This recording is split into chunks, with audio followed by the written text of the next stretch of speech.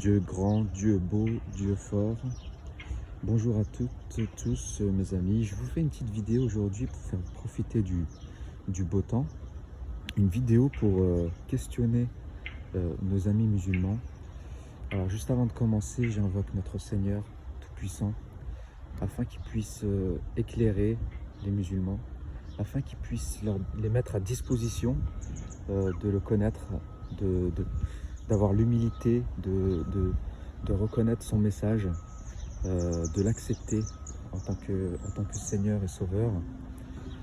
Donc mes amis musulmans, j'ai quelques questions très importantes à vous poser, qui vont éveiller peut-être votre conscience. Alors vous savez peut-être que Dieu nous a donné une conscience. La conscience, elle nous permet de réfléchir, à nous poser les bonnes questions, de savoir ce qui est bon, ce qui est mauvais, et donc du coup d'agir comme un bon être humain sur Terre. Alors les questions que je vais vous poser, elles sont ouvertes et vraiment, ne le prenez pas pour de la provocation, mais plutôt essayez de méditer là-dessus. Est-ce que vous pensez que Mohamed est un exemple à suivre?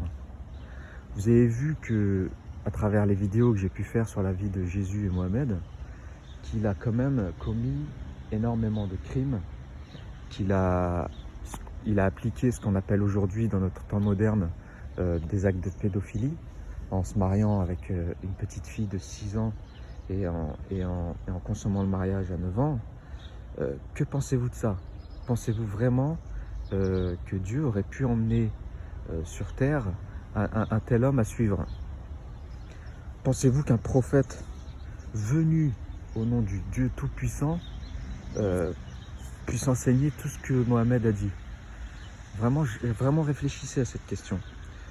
Ensuite, pensez-vous vraiment que Dieu ait besoin de tuer les mécréants à travers les hommes? Est-ce que Dieu peut demander aux hommes de tuer les mécréants à sa place?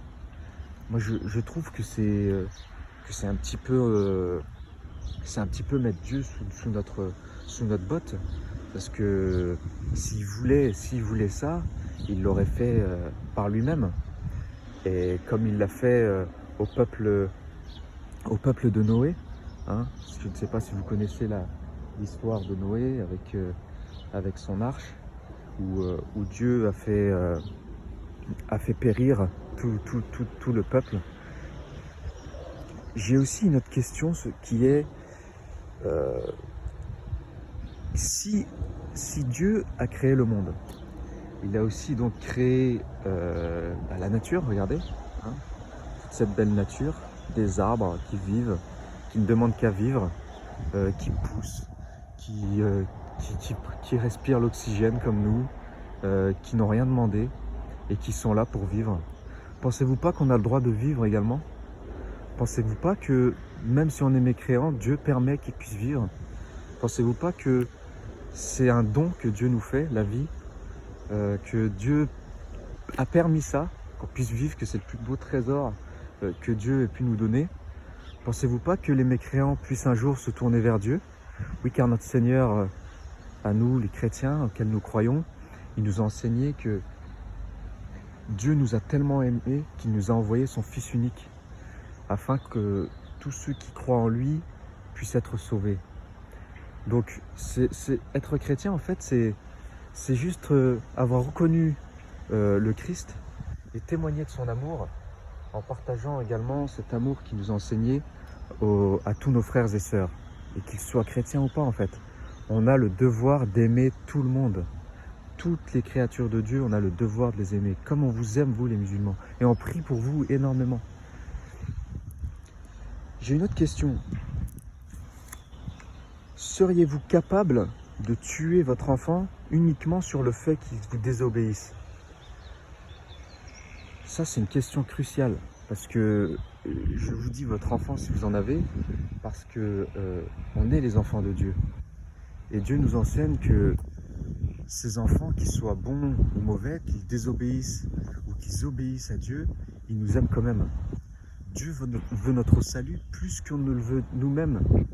Donc, pensez-vous vraiment que il ait envie qu'on tue ses mauvais fils, aussi mauvais soit-il? Dieu permet le mal sur terre. Dieu nous laisse la liberté de faire le bien ou le mal. Mais Dieu nous aime d'un amour inconditionnel, qu'on soit bon ou mauvais. Et je peux vous dire que un enfant mauvais, lorsqu'il revient à Dieu, il est encore plus aimé, car la réjouissance que Dieu a, que les anges ont dans le ciel par rapport à ça, c'est quelque chose de vraiment fantastique. Je vais finir par deux dernières questions. À votre avis, qui aime la vie? Dieu ou le diable? Qui aime la mort? Dieu ou le diable?